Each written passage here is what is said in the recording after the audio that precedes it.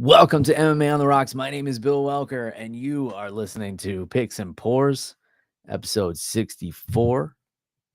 Of course, a segment of the podcast, the only current segment of the podcast, where we bring you Matt the Mechanic's weekly picks. Matt couldn't be with us here tonight.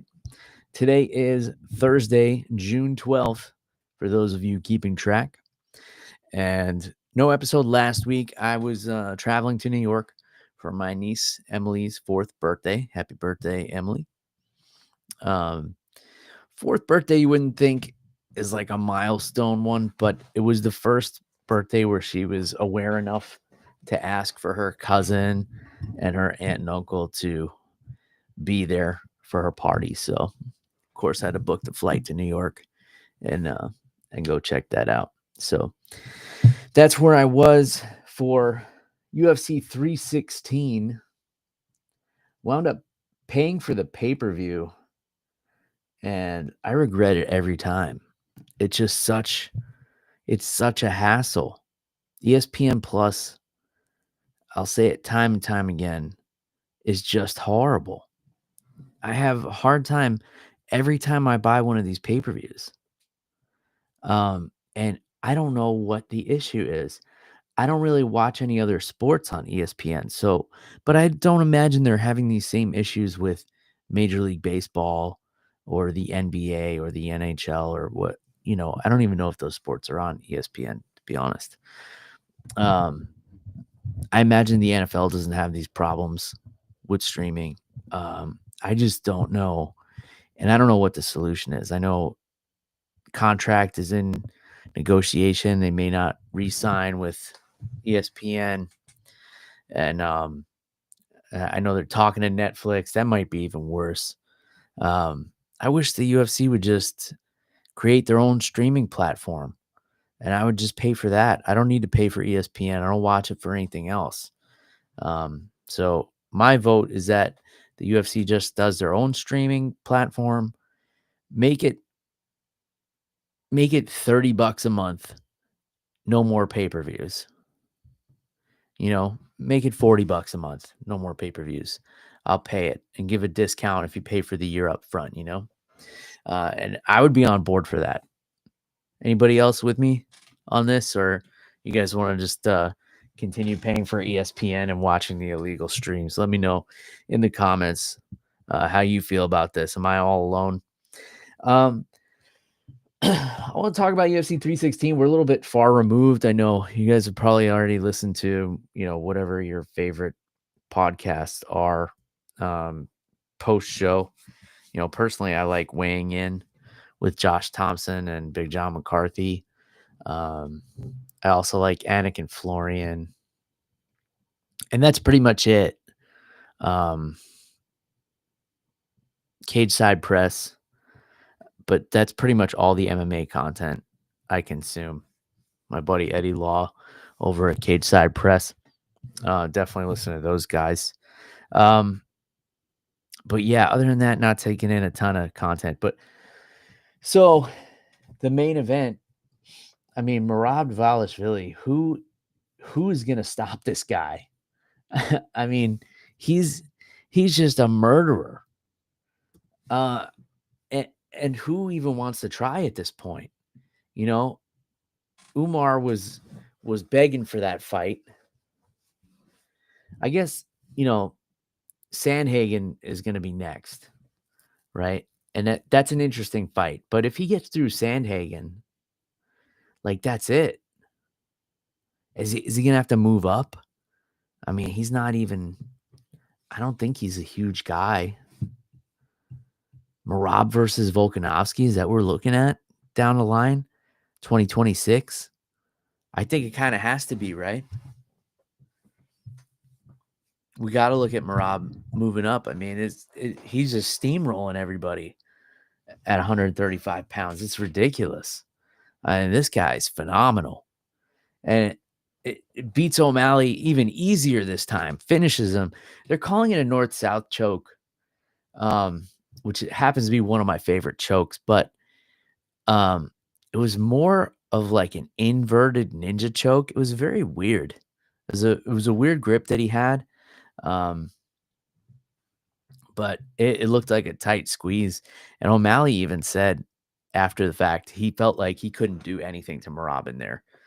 He said he just felt so strong that he couldn't even move him.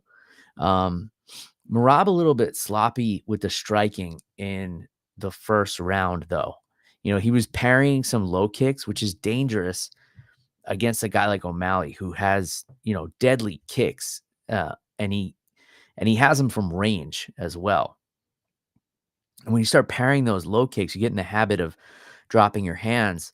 If he feinted one of those and went with a high kick, which he definitely could, I mean, he's got the skills, he's got the dexterity. He would have clipped Merab. Now, would that have knocked Merab out? I don't know. At this point, I'd say he could eat a clean shin to the jaw and just keep coming with those takedowns. But that's definitely a bad habit he's going to have to look at. And I'm sure he will. I'm sure he'll correct that. I mean, his striking has grown leaps and bounds since he's come into the UFC. And he's constantly working, constantly improving. I'm sure he was in the gym, Sunday after defending his title.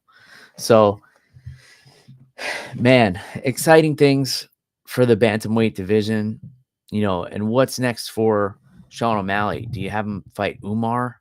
Because that's not a great matchup. Peter Yan is set to fight Marcus McGee. That's a fun fight. Peter Yan's ranked number 3. Otherwise, I would have said do the rematch between Yan and O'Malley because that was such a close fight. A lot of people thought that Peter Yan won that fight. Otherwise, what do you do? If you're the UFC, if I'm the UFC, I'm not giving O'Malley to Umar. I'm not doing that. You got a guy who still has a lot of star power. You don't want to see him drop 3 in a row because O'Malley's a main event fighter. So it's going to get harder, and I'm sure he's got making main event money, but it's going to be harder to justify putting him in a main event after dropping 3 in a row. I think Song Yadong is more fun of a fight for O'Malley. Still a tough fight, but plays more into his style. And Davison Figueiredo, possibly another fun fight. And then there's always the Cheeto Vera fight for O'Malley. So I don't know, man. What do you do here? What do you do? I guess he beat Cheeto in the last fight in the rematch. So maybe not that one. Rob Font, Sean O'Malley. That would be a good one. Mario Bautista coming off a big win over Patchy Mix on Saturday night. That was a great performance by Bautista. He just shut Patchy Mix down. There were people saying for years that Patchy Mix is the best 135er on the planet.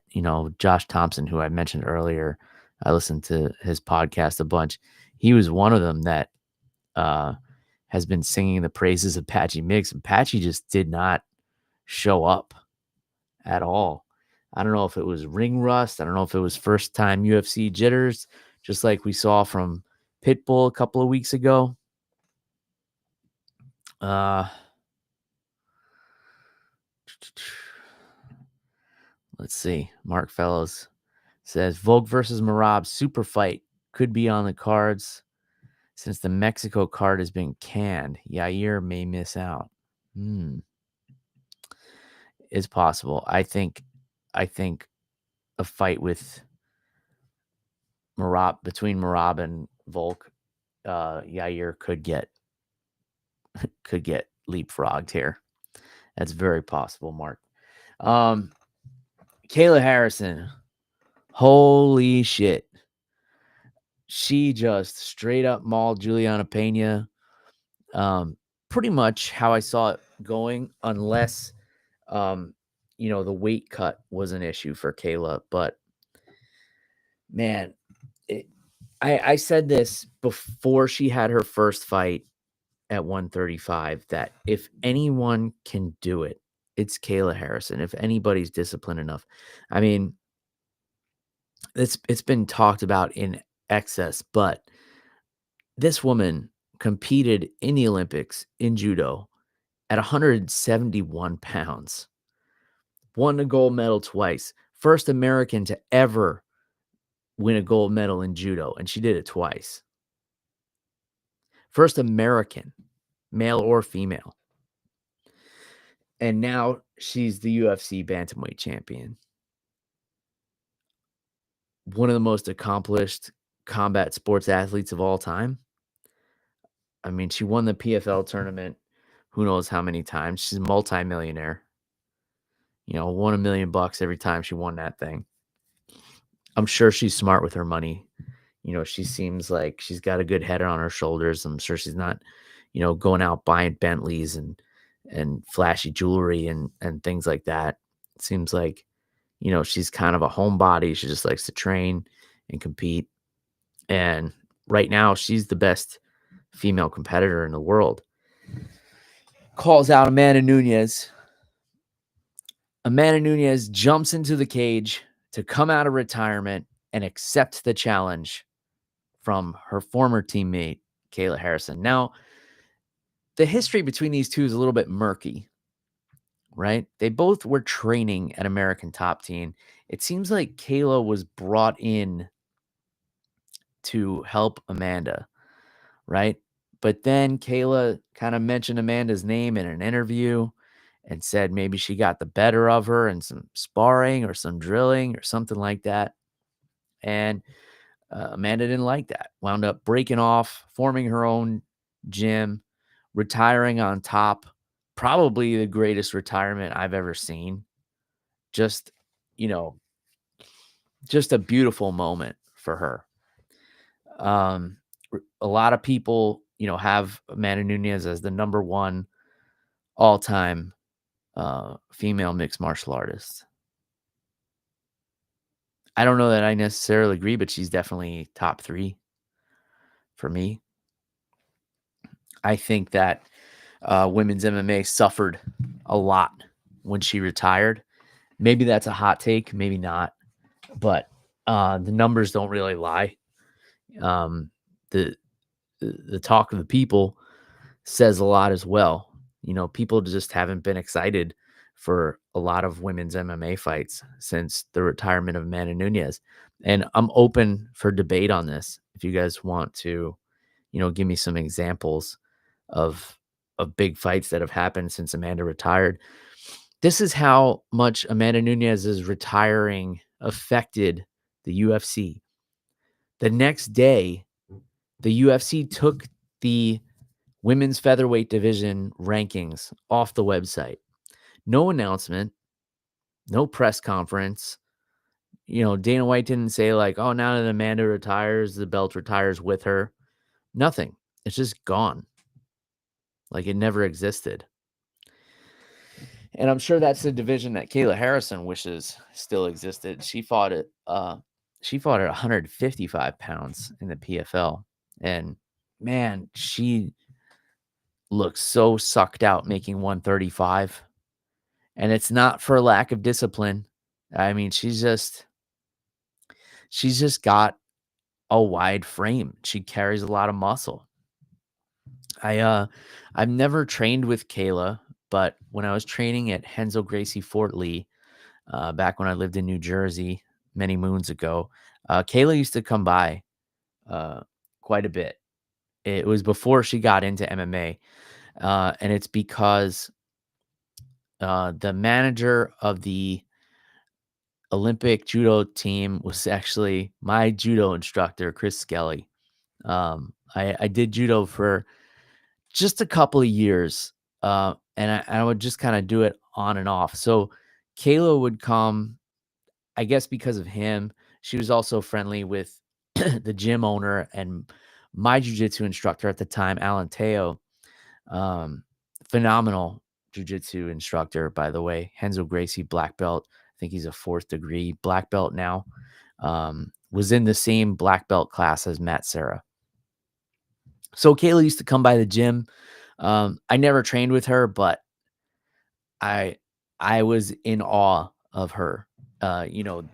Just the way this woman is built, and I saw her, throwing grown men around like children on the mats, but never got to experience her strength. Juliana Pena sure did, because she damn near got her arm ripped off. That was a vicious Kimura that Kayla Harrison put on her, and it was a mercy submission because Juliana was just outclassed every second of that fight. So let's see what happens. Mark Phillips says the 145 division is going to magically reappear for Kayla versus Amanda. Yeah, I don't know.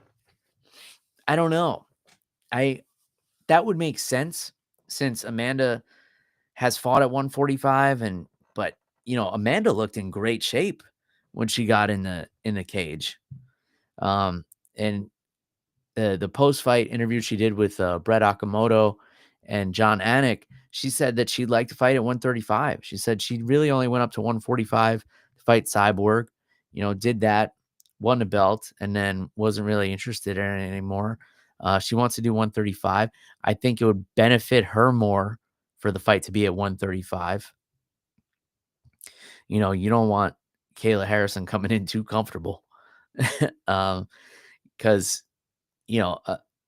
Amanda is comparable in size. I don't think she carries as much muscle. She's never been as toned as Kayla either. It definitely has a lot of muscle, but doesn't carry it in the same way as Kayla. It's an interesting fight. I think it's the biggest fight in women's MMA history, and I think the second biggest was probably Amanda versus Cyborg. I'm open for debate on this as well, but what was a bigger fight?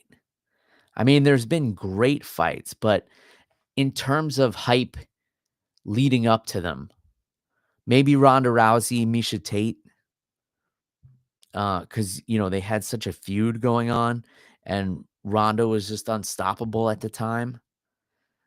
In hindsight, people might say Ronda and Holly Holm, but that was more impact after the fact. Nobody gave a shit about that fight leading up to it. They thought Ronda was just gonna walk through Holly like she did everybody else.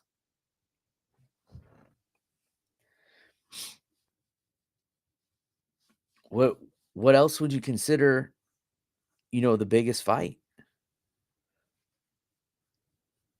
I can't think of bigger ones. That there have been outstanding fights. Ioana Jędrzejczyk and Wiley Zhang was a phenomenal fight, but there wasn't a ton of build up to it.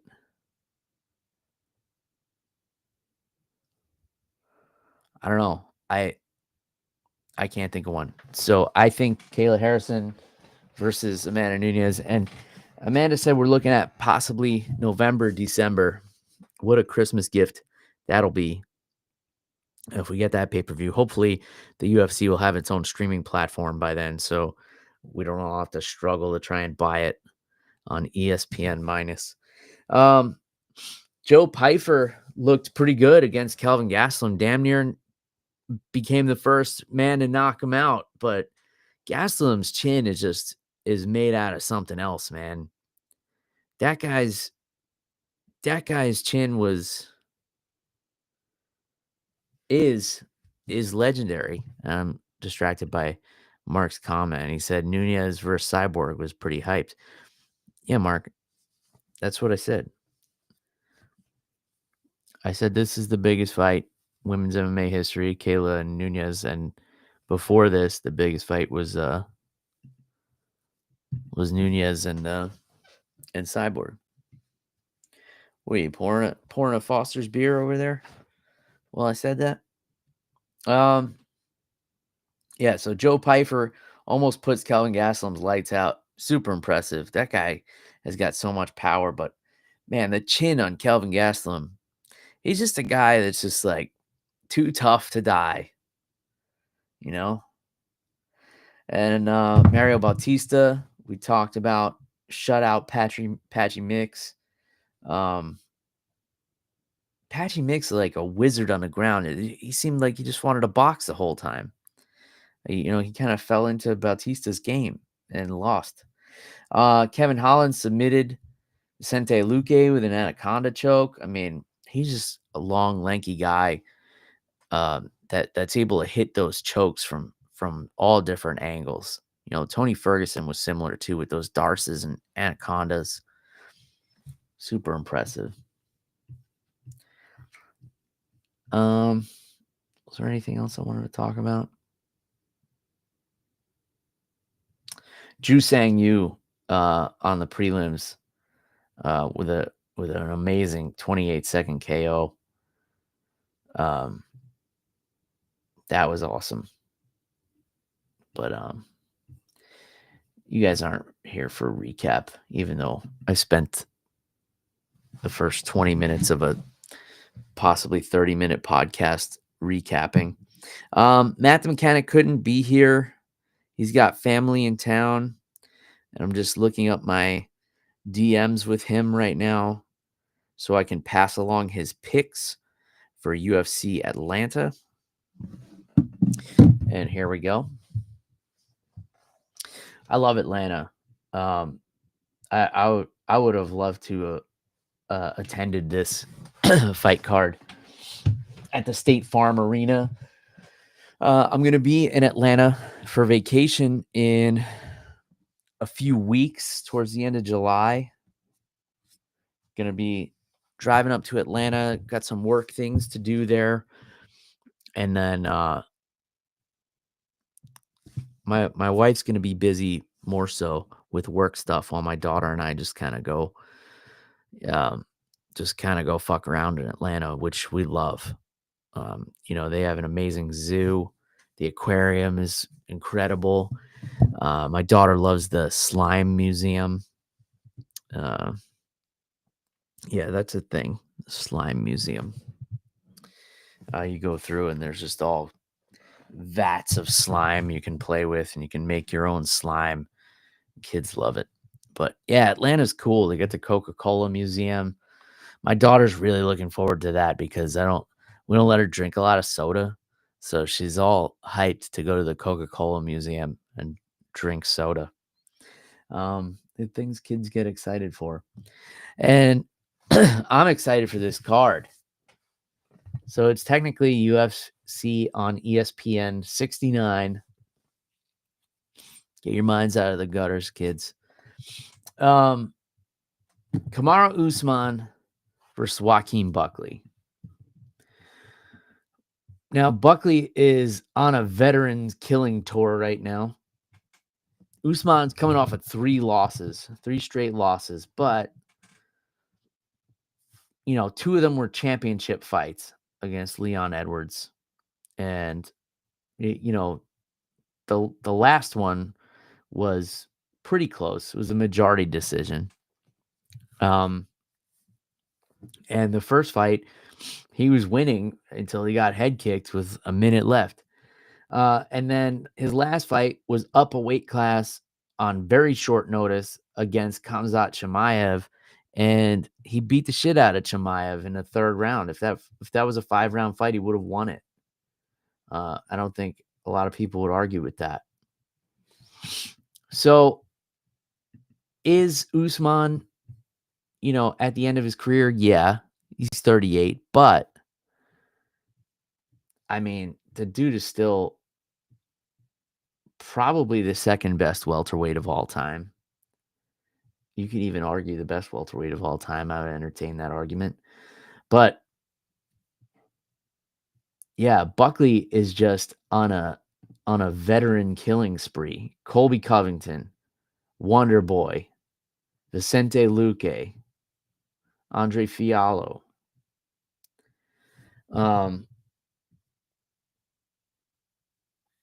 And then he's got Nursultan Ruzaboyev mixed in there as well, who's not a veteran. But yeah, Buckley, 31 years old. He's in his prime right now, coming off of a finish over Colby Covington. It's an interesting one because Buckley, known for his explosive striking and his crazy knockouts, of course, but Usman has great defense when it comes to strikers. You know, he got knocked out the one time by Leon Edwards, but other than that, like Usman is a smart fighter. He's got a really high fight IQ. He's got a ton of experience, but he's got zero cartilage in his knees. So this is an interesting one. Experience and fight IQ and wrestling all have to be in favor of Usman, even with no knees. He's got the wrestling credentials, and he's got the proven takedown ability inside the cage. However, Buckley's wrestling has gotten a lot better. And he was able to shut down Colby Covington. It's a really interesting fight. So Matt the Mechanic did not make a pick on this main event, but he did predict the under in terms of it would be under 4.5 rounds, which means there's going to be a finish. Now, in my opinion, that's essentially picking Buckley, because I think if Usman wins this fight, it's going to be by decision. I don't see where Usman would finish Buckley. Yeah, he's got power. He knocked out Jorge Masvidal, but does he have the kind of power to go blow for blow with a striker like Joaquin Buckley? I don't think so. I think his route to victory is to bully Buckley up against the cage, get blood in his arms, tire him out, take him down towards the end of the rounds. So he's not overexerting himself, going for those takedowns throughout the rounds, because Buckley's a big, strong dude. But yeah, bullying him against the cage, dirty boxing, not letting Buckley stay at range with those explosive strikes, and then getting the takedowns late in the rounds and winning a decision. However, Buckley, as we've all seen, can end this fight in an instant, and that's not a knock on Kamaru Usman. Buckley can knock out any man in this division right now, including the champ, Jack Della Maddalena, and the former champ, Bilal Muhammad. So this is a fun main event to me. I don't think I'll have a chance to watch this one live. I'll actually be doing color commentary for Vigilant MMA, little plug, in Clearwater, Florida, at the OCC Roadhouse and Museum in Clearwater. Awesome venue. If you're ever in the area, highly recommend checking it out. They do pro wrestling there. They do concerts. They do. I went to BKFC there a few weeks ago. Awesome. Did commentary for Vigilant at their last event there, and I'll be back there Saturday night, and hopefully that show will wrap in time for me to catch some of this card. I mean, they might be showing it at the bar in the Roadhouse. That would be convenient for me. Then I don't have to worry about my ESPN Plus shutting down. All right, co-main event: Rose Namajunas versus Miranda Maverick. Miranda Maverick had a lot of hype behind her coming into the UFC. When she first came in, she had, some big wins: Pearl Gonzalez, Jillian Robertson. But then she ran into Macy Barber and Erin Blanchfield, who, were supposed to cross paths a couple of weeks ago and didn't. And she lost to both of them. and then she was a little hot and cold. 4-fight win streak now, coming off of unanimous decision win over Jamie Lynn Horth. That was back in December. That was actually on the same card as Buckley defeating Colby Covington. And Rose Namajunas coming off that loss to Erin Blanchfield. So what are we going to see from Rose Namajunas? Because the the younger contenders have given her trouble in the last few years, right? Manon Fiorot and Erin Blanchfield both winning unanimous decisions over Rose.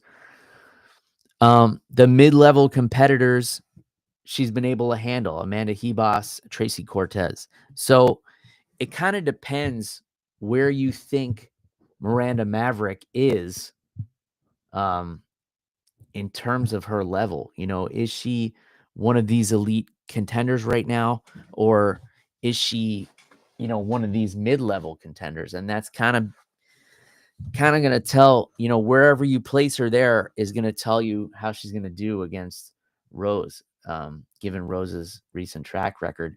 Matt the Mechanic is going with Rose Namajunas. No surprise there. So that's his pick for that one.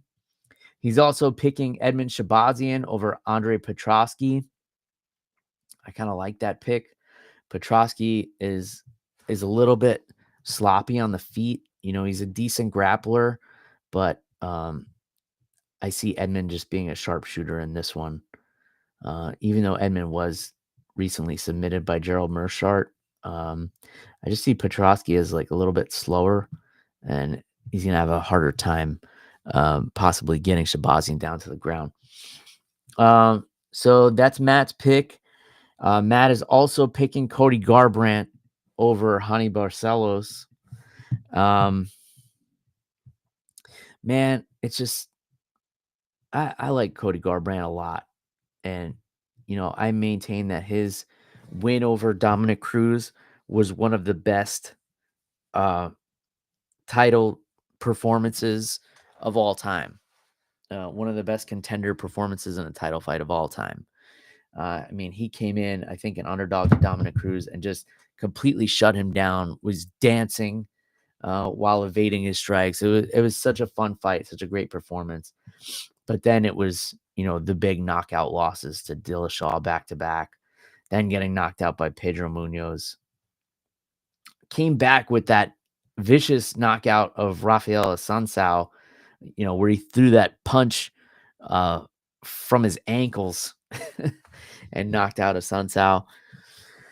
But, coming off getting submitted against Davison Figueiredo in his last fight, still only 33 years old, though. And Hani Barcelos, 38, been around a long time, super experienced.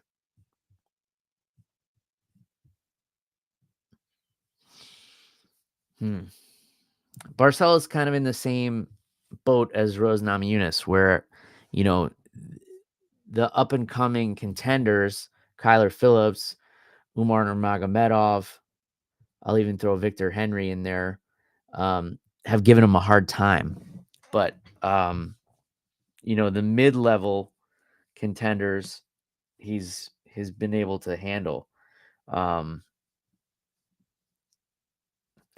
I guess I would have considered Peyton Talbot one of the tough up-and-coming contenders at one point, but after Barcelos did what he did to him, I wouldn't anymore. So it kind of depends, which Cody Garbrandt shows up. If it's the Cody Garbrandt of old, I'll bet the house on him, but there's no way to guarantee that. But that's Matt the Mechanic's pick. Matt is also picking Mansour Abdul Malik to defeat Cody Brundage. Abdul Malik, 8-0 with 7 knockouts. 3-0 in the UFC if you count the Contender Series. So this guy was just knocking out everybody, so they had to put him in the UFC. He's finished all 8 fights. His only fight where he didn't knock the guy out was a first round submission. So man, Cody Brundage just keeps getting fed to these killers coming into the UFC, but he's coming off of a nice TKO win over Julian Marquez himself. So I'm sure you could probably get some good underdog money on Cody Brundage, but Matt's not here to give us the odds, so I don't have them. If anybody wants to be my proxy producer and give me the odds, go ahead. So under 4.5 in the main event is Matt the Mechanic's first pick. Then he's going with Rose Namajunas, Edmund Shabazian, Cody Garbrandt, and Mansour Abdul Malik. Cool. We got Paul Craig on this card against Adolfo Bellato. Michael Chiesa and Court McGee in a loser leaves town fight, probably. Two really tough guys, really gritty, both really solid grapplers. That should be a pretty fun fight. Ricky Simone way down on the prelims. He was another guy that was supposed to be like, one of the top bantamweights coming up, and then just kind of fell off. Got that weird win over the champ, Merab Dvalishvili. He's fighting Cameron Smotherman. Then Philip Rowe, local guy, trains in Orlando, fighting Anjay Lusa. So that should be a fun fight. Phil's a character, and he always puts on a show. And then the aforementioned Jamie Lynn Horth is going to be fighting Vanessa Demopoulos. Another character. Character on quite a losing streak, I think. Let's check real quick. Well, let's not, because the internet's not working. All right. I think that's all I got for this week. I want to wish a very happy Father's Day to all the fathers out there who are doing the right thing. I wouldn't just wish it to anyone who is a father or, just because not everybody deserves a happy Father's Day. But if you're out there doing the right thing, you're taking care of your family, you love your kids, a very happy Father's Day to you. And I hope you enjoy it with your family or playing golf, whatever it is you want to do. And I'm trying to think if I have anything else. If you want to hear me do some color commentary, tune into Vigilant MMA this Saturday. vigilantmma.co is the website there. And that's it. No pores to talk about tonight. I'm taking a little bit of a dry spell for maybe about 30 days. We'll see how it goes. I'll pour myself a little celebratory whiskey on Father's Day just to celebrate how awesome my life has been since my daughter was born 7 years ago. But other than that, taking a little break. I try to take a month off every year just to give the body a rest and, try and be a little bit healthier. I encourage you all to do the same. And if you don't want to, that's fine too. All right, that's all I got. Thanks everybody for tuning in. If you're not already, make sure you're subscribed on all channels, YouTube, Facebook. We're streaming live again on Facebook, and we're also live on Rumble, whatever that is. I don't really know what Rumble is, but I know I'm on there. So go check it out. Thanks again. Happy Father's Day. Till next time. Cheers, everybody. Goodbye. Play the music.